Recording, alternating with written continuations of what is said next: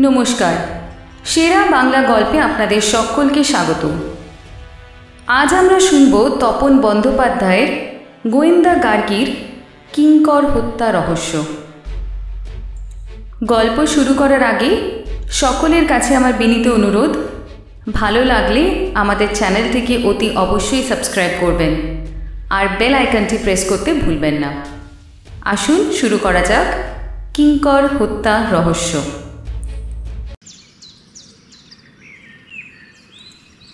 কলেজের annual social function নিয়ে কদিন ধরে এত ঝামেলায় রয়েছে গার্গী যে তার ম্যাথস অনার্সের জটিল সমস্যাগুলো আপাতত মাথা থেকে হাওয়া।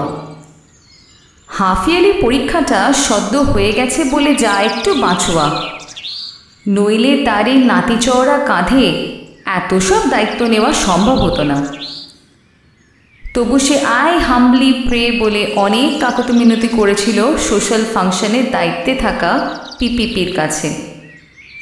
কিন্তু পিপিপি অর্থাৎ অধ্যাপক প্রত্যুষ প্রসন্ন পাল একেবারে নাছোড়বন্দা হয়ে বললেন, গার্গী, অন্তত সুভেনিয়ারের ভাতটা তুমি নাও, তোমার একটু লেখাটেখার হাত আছে যখন। এর আগেই তার ঘাড়ে চেপেছে নাটকের তত ছোট নয় একটি রোল, দুজন প্রখ্যাত কণ্ঠশিল্পীর সঙ্গে যোগাযোগ করা, তাদের ফাংশনের দিন নিয়ে আসার দায়িত্ব ইত্যাদি ইত্যাদি। এত সবের ওপর সুভেনিয়ার ছাপানো মানে আস্ত একটি সমুদ্র মন্থন সম্পন্ন করা। এর মধ্যেই তার কাছে গোটা 10 কবিতা, 2টো প্রবন্ধ, 6টা সভাপতি সম্পাদক প্রমুখের প্রতিবেদন, তাছাড়াও বিজ্ঞাপনের প্রায় 100 ম্যাটার জমা পড়েছে। সেগুলো সাজিয়ে গুছিয়ে 2-3 দিনের মধ্যে প্রেসে না দিলে।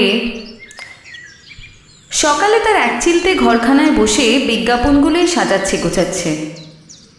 হঠাৎই তার দাদা সুশোভন বাজারের থলি হাতে ফিরে প্রায় হাঁপাতে লাগলো। কি কাণ্ড জানিস, গল্ফ ক্লাবের পাশেই একটা খুন হয়েছে। তার দাদা বাজার থেকে ফিরে রোজই মায়ের কাছে একটা না একটা জবর খবর স্কুপ হিসেবে পেশ করে থাকে। গার্গী তাতে অধিকাংশ দিনই মাথা ঘামায় না, কারণ ততক্ষণে হয়তো অ্যাস্ট্রোনমি বা হাইড্রোস্ট্যাটিস্টিক্সের কোনো জটিল অঙ্ক নিয়ে সে আনাড়ির মতো গভীর জলে সাঁতরাচ্ছে। কিন্তু আজ একেবারে মার্ডার কেস শুনে কান খাড়া করল ডাইনিংয়ের চত্বরে। তার মা তখন উৎকণ্ঠিত হয়ে খুঁটিয়ে খুঁটিয়ে জেনে নিচ্ছেন খুন বৃত্তান্ত।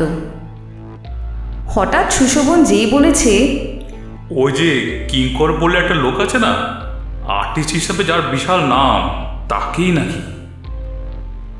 কিঙ্কর নামটা শুনে ধরাস করে উঠল গার্গীর বুকের ভিতরটা।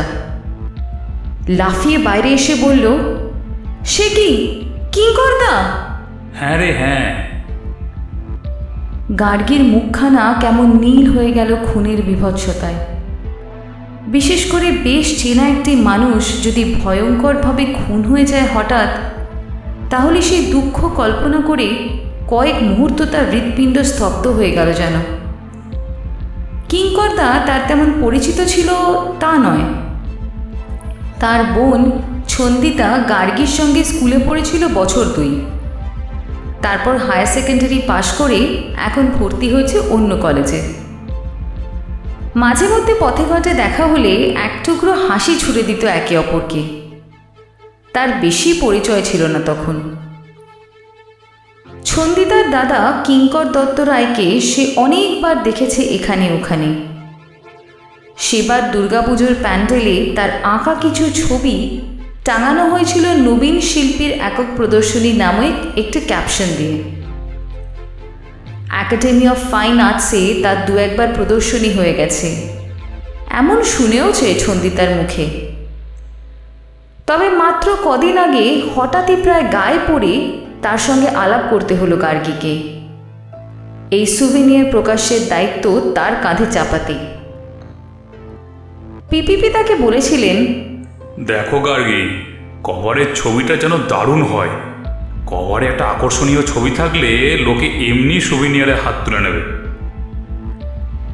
ছন্দিতার সঙ্গে কিছুটা বন্ধুত্ব থাকার সুবাদে গার্গী একদিন ঢু মারল তাদের বাড়ি। কিংকর্তার বয়স 26-27, রোগা পাতলা চেহারা, মুখের দাড়িও তার চেহারার মতো পাতলাই, তাতে তার ফর্সা রঙে বেশ শিল্পীসুলভ একটা নমনীয়তা। গার্গীর সঙ্গে আলাপ হতে তার অভিপ্রায় শুনে সানন্দে রাজি হয়ে গেছিল কভার রাখতে।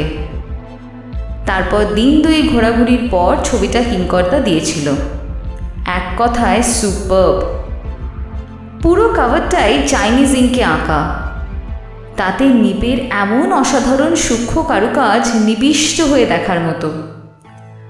পিপিপিকে দেখাতেই তিনি উচ্ছ্বসিত, বলেছিলেন, এই দেখো, এই জন্যই বলেছিলাম সুভেনিয়ারে ছাপার দায়িত্ব তোমার হাতে দিয়ে ভালোই করেছি। তোমার রুচিবোধের একটা ব্যাপার আছে। ভারী খুশি হয়েছিল গার্গী সেদিন কিংকর্তার ওপর। একটা থ্যাঙ্কস জানিয়ে আসবে এমন ভাবছিল গত 2-3 দিন ধরে। সেই মুহূর্তে এমন ভয়ঙ্কর একটা সংবাদ সুশোভনের মুখে শুনে তার শরীরটার ভিতরটা একটা কাঁপ ধরে গেল। চেনা মানুষ খুন হয়ে গেলে হয়তো এরকমই শিরশির করে ওঠে শরীরের ভিতরটা। তৎক্ষণাৎ তার সুভেনিয়ারের কাগজপত্র কোল্ড স্টোরেজে ঢুকিয়ে ম্যাক্সিটা বদলে সালোয়ার কামিজ পরে নিল গার্গী। কোথায় যাচ্ছে এই মুহূর্তে সেটা খোলসা করলে সে জানে বাড়িতে শুরু হয়ে যাবে তুমুল শোরগোল। অতএব, মা, একটু ইন্দ্রলেখার বাড়ি যাচ্ছি বলে কোনো রকমে বেরিয়ে তাদের জুবিলি পার্ক থেকে শর্টকাট রাস্তা ধরল গলফ ক্লাবের পথে। ভীষণ কষ্টে কেমন চিনচিন করছে বুকের ভিতরটা। ছন্দিতার সঙ্গে অনেক দিন পর কবছর আগের বন্ধুত্ব একটু ঝালাই হয়েছিল বলে ওর কথা ভেবেও খুব মন খারাপ লাগছে।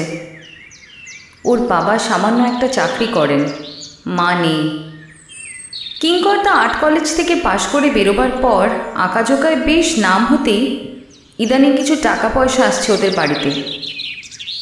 ঠিক এহেন মুহূর্তে এমন একটি দুর্ঘটনা ওদের সংসারে প্রায় বজ্রপাতের মতো। ছন্দিতার সামনে এখন কিভাবে গিয়ে দাঁড়াবে ভাবতেই পারছিল না সে। ছন্দিতাদের বাড়িটা গলফ ক্লাব রোডে, কিন্তু সে পথ না ধরে গার্গী প্রথমে চলে এলো গলফ ক্লাবের বিশাল পাঁচিলটার সেই কোণে, যেখানে ভোর থেকে এলাকার মানুষজন ভিড় করে দেখতে আসছে কিংকর্তাকে। বুকের ভেতরটা ধরাস ধরাস করছিল গার্গীর। এরকম বিভৎস দৃশ্যের মুখোমুখি হওয়াটা তার মোটেই পছন্দের নয়, কিন্তু কি এক অনিবার্য তাড়নায় কৌতূহলে এগিয়ে গেল ভিড়ের দিকে। এর মধ্যে পুলিশের একটা জিপ এসে দাঁড়িয়েছে। বেশ কজন পুলিশ ছড়িয়ে ছিটিয়ে পাহারা দিচ্ছে দেহ। একজন জাদরিন চেহারার পুলিশ অফিসার কী সব নোট করে নিচ্ছেন তার একটা ছোট্ট পকেট ডায়েরিতে।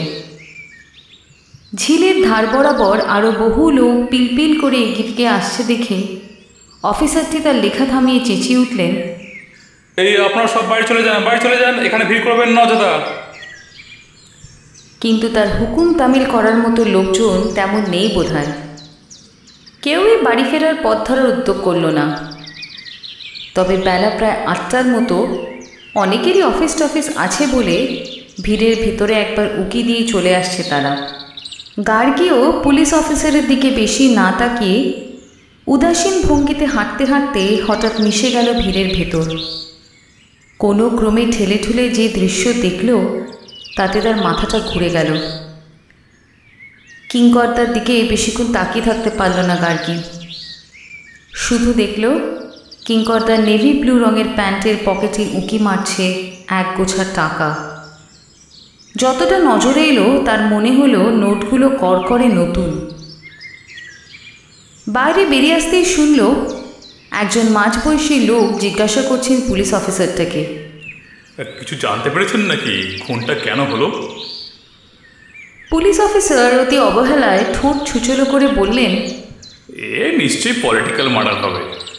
এই বয়সের ছেলে তো এইভাবে খুন হচ্ছে আজকাল। আর একজন পাজামা পাঞ্জাবি পরা প্রৌঢ় ততক্ষণ ঘাড় নেড়ে বললেন, এ না মশাই, এ ছেলে কখনো রাজনীতি টিতি করতোই না।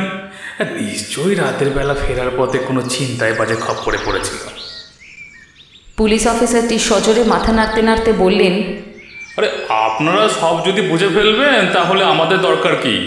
ছিনতাইবাজরা যদি এই খুনটা করতো তাহলে ওর পকেটে নোটের তাড়া রেখে চলে যেত না, বুঝলেন? প্রৌঢ় বিন্দু মাত্র না দমে বললেন, এমনও তো হতে পারে টাকাগুলো বের করে নেওয়ার আগেই অন্য কোনো লোক এসে পড়েছিল, হয়তো সেই জন্য সরে পড়তে হয়েছিল ছিনতাইবাজদের, টাকাটা বের করে নেওয়ার সময়ই পায়নি।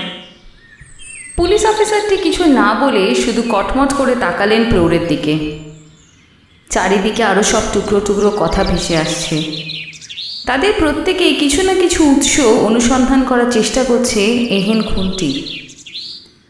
কিংকর্তাকে অনেকেই চেনে এ তল্লাটে। দু একজন রাজনৈতিক ব্যক্তিত্ব চলে এসছে ভিড়ের কাছে, এলাকায় 2-4জন গণ্যমান্য লোকও। গার্গী বুঝে উঠতে পারছিল না কেনই বা কিংকর্তার মতো একজন মার্জিত স্বভাবের যুবক হঠাৎ এভাবে বেঘরে খুন হতে যাবে। কিংকর্তার জীবনযাপনের বাস্তব দিক ঠিকঠাক যদিও জানা নেই তার, তবুও তার কাছে কয়েকদিন যাতায়াত করার সুবাদে মনে হয়েছিল একজন প্রকৃত শিল্পীর মতো তার ব্যবহার। শিল্পীরা যেমন তাদের সৃষ্টির ভেতর বুঁদ হয়ে থাকতে ভালোবাসেন, কিংকর্তাও তেমনই। ভিড়ের ভিতর নানান মন্তব্য শুনে অবশ্য একটু আঁচ করা সম্ভব নয় খুনের সম্ভাব্য কারণ। আজকালকার পুলিশ অফিসারও হয়েছে তেমনি।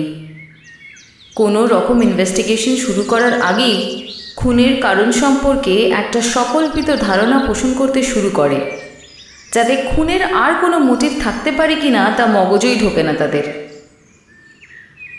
এতক্ষণে কিংকর্তার বডি মর্গে পাঠানোর তোড়জোড় শুরু করেছে পুলিশ। অতএব ভিড়ের ভিতর থেকে বেরিয়ে গার্গী হাঁটতে শুরু করলো ছন্দিতাদের বাড়ির দিকে। এমন একটি শোকাবহ বাড়িতে ঢুকতে অবশ্য একটুও পা উঠছিল না তার। কেন যেন একটা অদ্ভুত কষ্ট হচ্ছিল। ছন্দিতা মেয়েটা ভারী নরম। ওর মা বহুদিন আগে কি একটা অসুখে ভুগে মারা গেছে। বাবা দাদাকে নিয়ে তাদের ছোট্ট সংসার। কয়েকদিন আগেই চোখটা ছলছল করে বলেছিল, দাদা রোজগার করতে শুরু করার পর থেকে সংসারের অভাবটা একটু কমেছে। এ সময় মা বেঁচে থাকলে কি ভালোই না লাগতো। পয়সার অভাবে কখনো ভালো করে চিকিৎসাই করা গেল না মায়ের। ছন্দিতার বাড়িতেও তখন অনেক লোকজনের ভিড়। ছন্দিতার বাবা একেবারে পাথরের মতন চুপচাপ। মাত্র কয়েক ঘন্টার মধ্যে তাদের পরিবারের উপর দিয়ে একটা প্রবল ঝড় বয়ে গেছে। তাতে থমথম করছে গোটা বাড়ি। প্রতিবেশীদের টুকরো টুকরো প্রশ্ন, তার জবাবে থেমে থেমে বলছিলেন তার বাবা, কতদিন ধরে বলেছি যে এত রাত করে বাড়ি ফিরিস না, দিনকাল খারাপ, রাস্তাঘাটে কত বিপদ, কিন্তু আমার কথা তো কানেই নেয় না কোনোদিনও। গার্গীকে দেখে ঝরঝর করে আর একবার কেঁদে ফেলল ছন্দিতা। তাকে ঘিরে আশেপাশের বাড়ির কয়েকজন মেয়ে বউ। সবাই স্তব্ধ হয়ে বসে আছে, যেন কি কথা বলে সান্ত্বনা দেবে তা বুঝে উঠতে পারছিল না। গার্গী এমন ভীষণ নৈশব্দের ভিতর ঢুকে থম হয়ে রইল কিছুক্ষণ। এবারে সবখানেই কিংকর্তার প্রবল উপস্থিতি, তার আঁকা নানান ধরনের সব ছবির মাধ্যমে। ঘরে বারান্দার দেওয়ালগুলিতে কত রকমের ছবি টাঙানো, সেগুলো রঙের কারুকাজে বিষয় বৈচিত্র্যে মুগ্ধ হওয়ার মতন। এর আগেও গার্গী যে কবার এসছে ঘুরে ঘুরে চমৎকৃত হয়ে দেখত ছবিগুলো। আজ অবশ্য তাকে দেখতে হচ্ছে না। ছবিগুলোই যেন ক্রমশ বড় হতে হতে এমনভাবে দেওয়ালগুলো ভরে ফেলেছে যে বারবার তারাই দেখছে গার্গীকে। ঘণ্টাখানেক ইহানো অসহনীয় পরিস্থিতির ভিতর বসে থেকে ছন্দিতার সঙ্গে টুকরো টুকরো কিছু কথা বলে বাড়িতে ফিরে এলো গার্গী। সেদিন গোটা দুয়ে ক্লাস ছিল তার। ক্লাস শেষ করে বিকেলে বাড়ি ফেরার পথে হঠাৎই ইচ্ছে হলো আরেকবার ছন্দিতার বাড়ি ঘুরে যাওয়ার। গিয়ে শুনল পুলিশ এর মধ্যে দুবার ঘুরে গেছে। অনেক কিছু জিজ্ঞাসাবাদ করেছে ছন্দিতা আর তার বাবাকে। কিংকর্তার ঘরে ঢুকে দেখে গেছে তার ছোট্ট স্টুডিওটি। উল্টে পাল্টে দেখেছে ছবিগুলো। আর নাকি ঠোঁট উল্টে বলেছে, এইসব কি ছবি, কিছুই বোঝা যায় না। তারপর কিংকর্তা কোথায় কোথায় যেত, কাদের সঙ্গে মিশত, সে সম্পর্কে সব জেনে টেনে নিয়ে তার দুই বন্ধুকে থানায় ডেকে নিয়ে গেছে আরও জিজ্ঞাসাবাদের জন্য। দুই বন্ধুর একজন Prabir Joardar, electronics engineer, ITI থেকে পাশ করে একখানা দুর্দান্ত চাকরি জোগাড় করেছে মস্ত বড় এক টিভি কোম্পানিতে। ছাত্র হিসেবে বরাবরই ব্রিলিয়েন্ট ছিল প্রমিত, এখন ভালো মাইনে। একটা গাড়িও কিনেছে মাস তিনেক হলো। অন্য বন্ধু সুনীল পোদ্দার, কম্পিউটার সায়েন্স নিয়ে পড়েছে। আগে একটা ছোট্ট লেটার প্রেস ছিল তাদের। সুনীল কম্পিউটার সায়েন্স পাশ করার পর PTS সংক্রান্ত যাবতীয় মেশিন টেশিন কিনে এখন বিশাল ছাপাখানা করে ফেলেছে বাড়িতে। 2-3 বছরের মধ্যেই তাদের ছোট্ট একতলা বাড়ির ডালপালা গজিয়ে প্রথমে দোতলা, তারপর মাসখানেক হলো 3 তলাও উঠে গেল লিফটের মতন হু হু করে। একটা গাড়িও কিনেছে মাসখানেক আগে। সুনীলের মাই প্রেসটার যাবতীয় কাজকর্ম তদারকি করেন। তার বাবা কি একটা বিদেশি কোম্পানিতে এক্সপোর্ট ইম্পোর্টের কাজ দেখেন।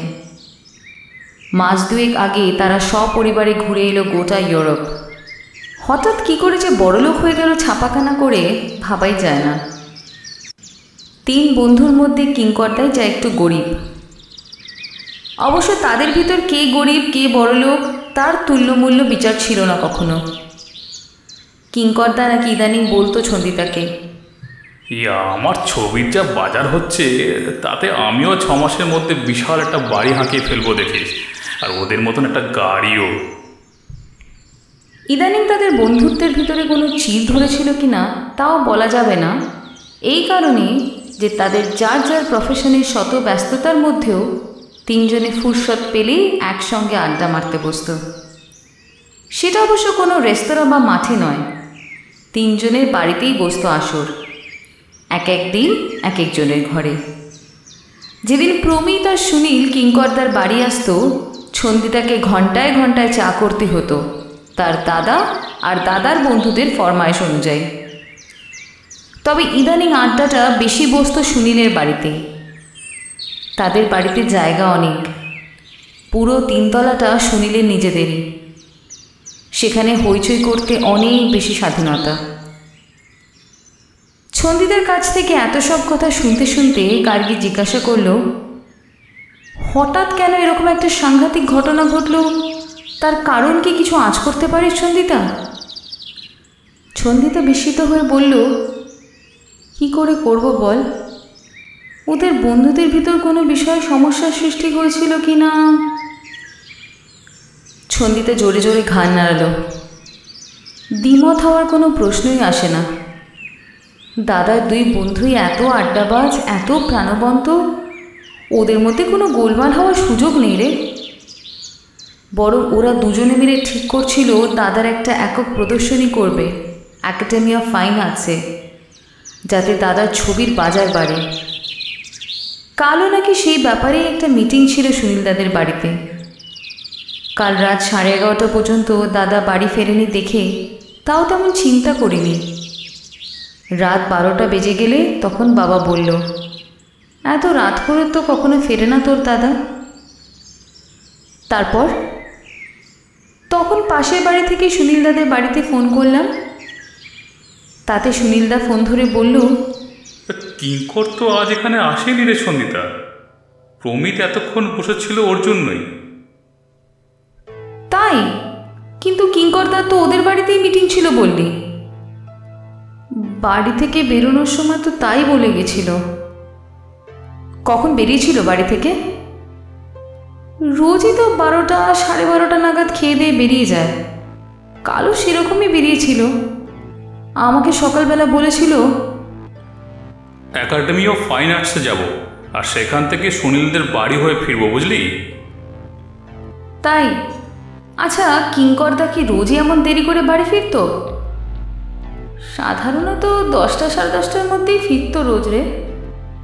তবে আঁকার চাপ টাপ থাকলে 6:30 7টার মধ্যেই ফিরত। মাঝখানে দিন 15-20 তো রোজই সন্ধে সন্ধে বাড়ি ফিরত। বলেছিল একটা বড় কাজ পেয়েছে কোথা থেকে, এটা শেষ করতে পারলে অনেক টাকা পাবে। কতদিন আগেকার কথা সেটা? মাস 6 আগেকার কথা। পেয়েছে টাকাগুলো? বলেছিল 3টে লটে কাজগুলো করতে হবে, তার একটা লট শেষ করে কিছু টাকা হাতে এসেছে, আরও পাবে আস্তে আস্তে। তবে বাকি লট দুটো শেষ করলে বাড়ি গাড়ি সব। গার্গী ভুরুকুচকে ভাবল কিছুক্ষণ। কোত্থেকে অর্ডারটা পেয়েছিল তা জানিস? না রে, দাদার এইসব আঁকাঝোঁকা নিয়ে কখনো তেমনভাবে মাথা ঘামায়নি। কদিন তো সারা রাত ধরে আঁকলো ছবিগুলো। ও। গার্গী ভাবতে ভাবতে সহসা এক গভীর অন্ধকারে পড়ে হাবুডুবু খেল কিছুক্ষণ। একজন প্রায় অপরিচিত মানুষের সম্পর্কে জানতে গিয়ে অন্ধকারের থেকে অনেক গাঢ় কুয়াশায় নেমে যেতে হয় সব ক্ষেত্রে। ছবি আঁকিয়ে কিঙ্করদা এদিক ওদিক থেকে অর্ডার পেয়ে যেই পয়সা পেতে শুরু করেছে, তখনই এহেন একটা অঘটন ভাবিয়ে তোলার মতো। খুনটা রাজনৈতিক কারণে নয়, তাও জেনে গেছে সে। কোনো ছিনতাইবাজদের কাজ কিনা সেটাও খতিয়ে দেখা দরকার। সকালে ভিড়ের নানান মন্তব্য শুনতে শুনতে তার একবার মনে হচ্ছিল, যদি ছিনতাইবাজদের কাজ হয়ে থাকবে তাহলে তার পকেটে নোটের গোছা পাওয়া যাবে কেন? খুনের পর লোকজন আসতে দেখে ছিনতাইবাজরা টাকা না নিয়ে পালিয়ে যাবে এমন আহম্মক আজকালকার ছিনতাইবাজরা নয়। দরকার হলে পথচারীদের গায়ে একটা বোমা টোমা ছুড়ে দিতেও পিছপা হবে না তারা। তাহলে খুনটা হলেই বা কেন? ছন্দিতার কাছ থেকে একটু আগে যে কথাটা শুনল, সেই মোটা টাকার অর্ডার কোত্থেকে পেয়েছিল কিঙ্করদা, সেটা জানতে পারলে কোনো ক্লু পাওয়া যেত কিনা কে জানে। কিছুক্ষণ ইতস্তত করে গার্গী হঠাৎ বলল, কিঙ্করদার স্টুডিওটা আমাকে একটু দেখতে দিবি? ছন্দিতা বেশ অবাক হলো। কেন রে? পুলিশ তো তন্ন তন্ন করে দেখে গেল সব।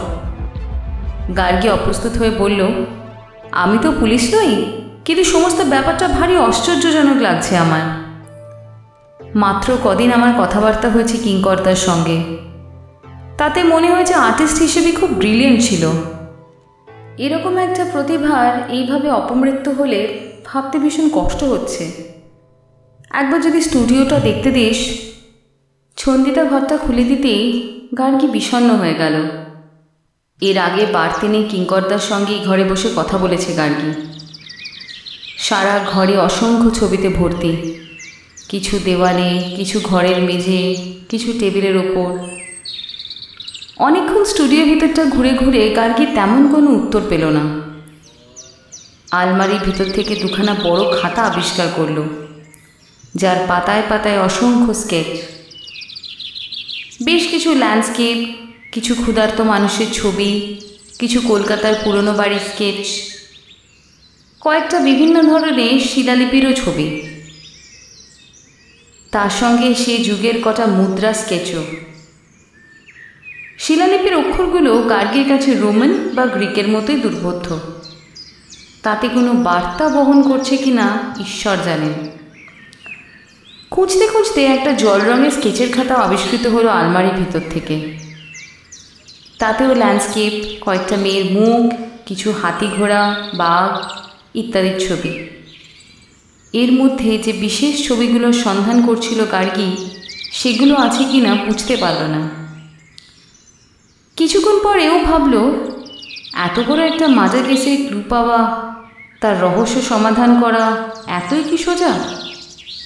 সবে 3rd ইয়ারে পড়ছে গার্গী।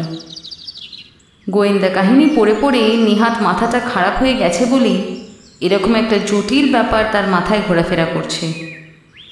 নইলে তার তো মাথা ঘামানোর কথাই নয় এসব ঘটনায়। দেখতে দেখতে খাতার মধ্যে হঠাৎ একটা 100 টাকার নোট পেতে কি মনে হলো গার্গী। চট করে নোটটা ঢুকিয়ে নিল তার ব্যাগের ভিতর, প্রায় চোরের মতোই। ছন্দিতাদের বাড়িতে বসেই সন্ধ্যের দিকে খবর এলো, কিঙ্করদার যে 2জন বন্ধুকে পুলিশ জেরা করার জন্য থানায় নিয়ে গেছিল, দুজনকেই ছেড়ে দিয়েছে কোনো ক্লু না পেয়ে। জানা গেছে কিঙ্করদা সেদিন সুনীল পোদ্দারদের বাড়িতে আসার কথা থাকলেও কোনো কারণে আসেনি। তাদের অন্য বন্ধু প্রমিত জোয়ারদার জানিয়েছে কিঙ্করদা তাকে বলেছিল ঠিক বিকেল 4:30 নাগাদ রবীন্দ্র সদনের সামনে দাঁড়াতে, যাতে তারা দুজনে একসঙ্গে চলে আসতে পারে সুনীলদের বাড়ি। প্রমিত নাকি বিকেল 5টা পর্যন্ত দাঁড়িয়েও কিঙ্করের দেখা না পেয়ে হাঁটতে হাঁটতে খোঁজ নিতে গেছিল একাডেমি অফ ফাইন আর্টসের গ্যালারিতে। সেখান থেকে জানতে পেরেছিল কিঙ্কর অনেক আগেই বাড়ি চলে গেছে কিসব জরুরি কাজ আছে বলে। থানার খবরে আরও জানা গেছে কিঙ্করদার পকেটে পাওয়া গেছে খান 30 50 টাকার করকরে নোট। টাকাটা কার কাছ থেকে পেয়েছিল কিঙ্করদা তা জানা যায়নি। খুবই দুশ্চিন্তা নিয়ে সেদিন বাড়ি ফিরে এলো গার্গী। সুনীল আর প্রমিত দুজনেই বলেছে কিঙ্করের সঙ্গে তাদের মিটিং হয়নি, অথচ কিঙ্করদা খুন হয়েছে সুনীলদের বাড়ির কাছেই। যাই হোক, তার মাথায় অবশ্য অ্যানুয়াল সোশ্যাল ফাংশনের হাজার ভাবনা। তার বিপুল চাপে পড়ে কোথায় পুট করে মিলিয়ে গেল কিঙ্করদার হত্যা রহস্যের জট।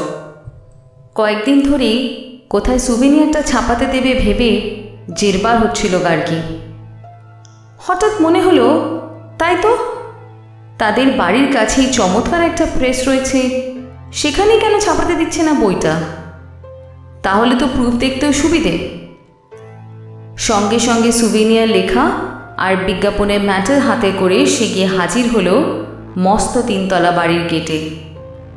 দারুণ ঝকঝকে বাড়িটা। তার বাহারি গেট পেরিয়ে সরাসরি দেখা করল সুনীলের মা অলকা পোদ্দারের সঙ্গে। অলকা পোদ্দার বেশ গম্ভীর ধরনের মহিলা, তবে গার্গী শুনেছে ইনি অনেক নামি দামি সংস্থার কাজকর্মের সঙ্গে জড়িত। সমাজসেবিকা হিসেবে বেশ নামটামও হয়েছে তার। গার্গীর কাছে সব শুনে টুনে ছাপা, বাধাই কাগজ ইত্যাদির রেটগুলো যা বললেন, তাতে গার্গীর মনে হলো অন্য সব প্রেসের তুলনায় বেশ সস্তায়। কথায় কথায় অলকা দেবী বললেনও, রেট একটু কমের দিকে রাখি বলেই সারা বছর কাজ পেতে কোনো অভাব হয় না আমাদের। ভদ্রমহিলার ব্যবসায়িক বুদ্ধি বেশ তারিফ করার মতো। সকাল 10টা থেকে রাত 8টা পর্যন্ত খোলা থাকে প্রেস। কাজও হচ্ছে সারাক্ষণ। কাস্টমারদের ভিড়ও কম নয়। প্রতিদিন কলেজ থেকে বাড়ি ফেরার পথে প্রেসে ঢুকে প্রুফ দেখতে হয় গার্গীকে। এবছর প্রচুর বিজ্ঞাপন পাচ্ছে তাদের কলেজ, তাতে প্রুফ দেখার ঝামেলাও বাড়ছে রোজ। একদিন কয়েকটা ছাপা ম্যাটার কলেজে নিয়ে গিয়ে পিপিপিকে দেখাতেই তিনি উচ্ছ্বসিত। বাহ, ফাইন! এই এত কম রেটে কাজ করাতে পারছো, এই জন্যই তো তোমাকে আমি। প্রেসের নিয়মকানুন এত চমৎকার যে গার্গী এসে পৌঁছানো মাত্র তার সামনে প্রুফের বান্ডেল রেখে যায় প্রেসের কর্মচারীরা। রোজ 6টা, 6:30, কোনো কোনো দিন 7টা পর্যন্ত প্রুফ দেখে সে। তাতেও যেন শেষ হচ্ছে না কাজ। এর মধ্যে কয়েকটা ইনস্টলমেন্টে প্রেসের টাকাও পেমেন্ট করেছে সে। কিন্তু খেয়াল করেছে রোজই বেশ চকচকে নোট ব্যালেন্স হিসেবে ফেরত দেন অলকা দেবী। করকরে নোট হাতে পাওয়ার মজাই আলাদা। কিন্তু প্রেসের কাজ ক্রমে ক্রমে এত বেড়ে গেল যে বেগতিক দেখে গার্গী একদিন তাদের ক্লাসের কপিশকে ধরল। এই, তুই আমাকে প্রেসের ব্যাপারে একটু হেল্প করতো, একা এত বড় ছবি নিয়ে প্রুফ দেখা যায় না। কপিশ জুবিলি পার্কের কাছেই থাকে। তৎক্ষণাৎ তার মাথা থেকে যেন একটা অদৃশ্য টুপি খুলছে এমন ভঙ্গি করে মাথা ঝুঁকিয়ে বলল, জো হুকুম, কাল থেকে তোর সঙ্গে আমি প্রেসে যাচ্ছি। আসলে ফাংশনের দিন যত এগিয়ে আসছে ততই দ্রুত সুভিনিয়ার প্রকাশ করার চাপ বাড়ছে তার ওপর। ইতিমধ্যে অলকা দেবী, তার ছেলে সুনীল, এমনকি প্রেসের কর্মচারীদের সঙ্গে বেশ চেনাজানা হয়ে গেছে গার্গীর। সুনীল পোদ্দার একদিন গার্গীকে বলল, দেখবে তোমার ছবিটা এঁকে ফেলবো কম্পিউটারের স্ক্রিনে। গার্গী মুচকি হেসে চলে এসছে। ইতিমধ্যে পুলিশ সুনীলকে আরও একদিন ডেকে নিয়ে গেছিল থানায়। জিজ্ঞাসা করেছিল কিঙ্কর দত্তরায় কোথা থেকে বড় অর্ডারটা পেয়েছিল, সেটা কি অর্ডার, কাদের অর্ডার, সে সম্পর্কে সুনীল কিছু জানে কিনা। সুনীল উত্তর দিয়েছিল আসামের কোনো একটা সংস্থা থেকে অর্ডার পেয়েছিল কিঙ্কর, শুধু এইটুকুই জানে। সম্ভবত কোনো বইয়ের ইলাস্ট্রেশন। আসাম শুনে স্থানীয় পুলিশও আর বেশি দূর এগোয়নি তাদের তদন্তের কাছে। একদিন প্রুফ দেখতে দেখতে রাত 8টা বেজে যেতেই অলকা দেবী নেমে এলেন ওপর থেকে। গার্গীকে দেখে অবাক হয়ে বলল, কি হলো, তুমি এখনো বাড়ি যাওনি? গার্গী কপিস দুজনেই খুব লজ্জা পেয়ে গেল। বলল, আসলে হঠাৎ আজ অনেকগুলো ম্যাটার এসে গেছে, আর আধ ঘন্টার মধ্যে শেষ হয়ে যাবে। অনিলদা কম্পোজ করছেন। অলকা দেবী গম্ভীর হয়ে বললেন, আজ বরং এ পর্যন্তই থাক, আবার কাল এসো। রোজ 8টার মধ্যেই প্রেস বন্ধ হয়ে যায়। 8টা 1 মিনিট হলেই এরা 2 ঘন্টার ওভারটাইম চাইবে, তা জানো? তাই নাকি? গার্গী আর কপিস দুজনেই ধর্মর করে উঠে পড়ল তাদের কাগজপত্র নিয়ে। বাইরে বেরিয়ে কপিস ঠোঁটে একটা বিচিত্র ভঙ্গি করে বলল, বেশ সাংঘাতিক মহিলা, কি বল? পাছে কর্মচারীদের একটু বেশি টাকা দিতে হয়। গার্গী হেসে বলল, সব ব্যবসায়ী এ ব্যাপারে সজাগ, না হলে এত বড় বাড়ি করবেই বা কী করে বল? যাকে তুই বরং এখন আমার বাড়ি চল, কাগজগুলো পরপর সাজিয়ে ফেলি আজ।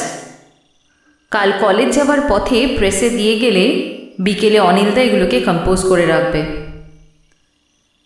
কাগজপত্র প্রস্তুত করে কপিস যখন গার্গীদের বাড়ি থেকে বেরোলো, রাত প্রায় 10:30। গার্গী আঁতকে উঠে বলল, অনেক রাত হয়ে গেল তাই না রে? তবে কপিসের তাতে ভ্রুক্ষেপ নেই। বলল, কুছ পরোয়া নেই, আমার প্রায় 11টা হয়ে যায় ফিরতে। পরের দিন কলেজে কপিস অবাক করে দিল গার্গীকে। আরে কাল তো প্রেসের সেই ভদ্রমহিলা আমাদের 8টার মধ্যে ঠেলে বের করে দিল প্রেস থেকে। ফেরার পথে দেখি তখনও মেশিন চলছে ভিতরে। তাই প্রেস তখনও খোলা? গার্গী বলে উঠল। খোলা ঠিক নয়, মানে বাইরে কোলাপসিবল গেট বন্ধ, একেবারে 3-3খানা বাগা সাইজের তালা লাগানো, কিন্তু প্রেসের শব্দ হচ্ছে ভিতরে, আলো জ্বলছে মনে হলো। আমার হঠাৎ কি খেয়াল হলো, রেন পাইপ বেয়ে উঠে উকি দিলাম ভেন্টিলেটরের ভিতর দিয়ে। গার্গী আঁতকে উঠল। বলিস কি রে, কি দেখলি ভিতরে? ভেতরটায় আলো জ্বালানো, দেখি মা আর ছেলেই রয়েছে ঘরে, আর কেউ নেই। কিছু একটা ছাপছে। গার্গীর ভিতরে সিনেমার ছবির মতো অনেকগুলো দৃশ্য দ্রুত সরে গেল। এক লহমায় উত্তেজিত হয়ে বলল, ঠিক বলছিস? শিওর, কিন্তু তুই হঠাৎ এমন এক্সাইটেড হয়ে পড়লি কেন?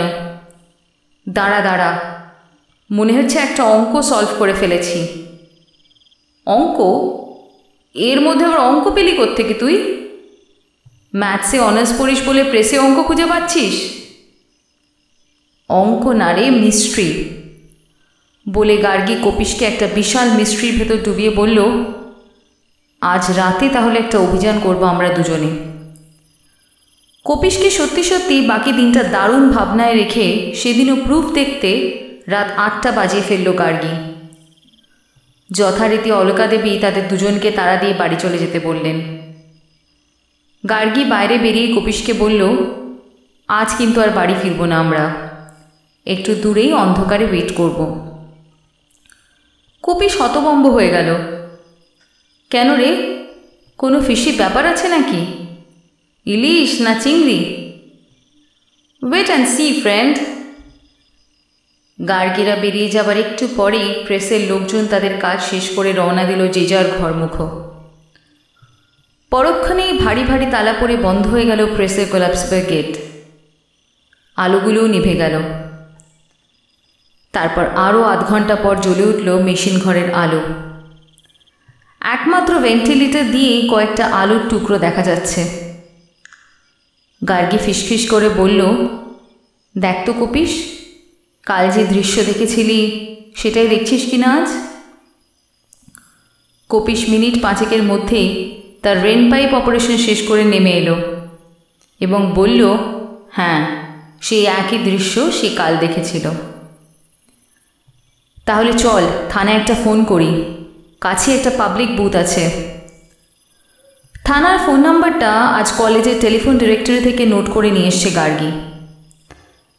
তার ফোন পেয়ে পুলিশ অফিসার অবশ্য ইতস্তত করেছিলেন প্রথমে। তারপর যে গার্গী বলল, এলে কিন্তু কিঙ্কর হত্যা রহস্যের সমাধান পেয়ে যাবেন ইন্সপেক্টর সাহেব।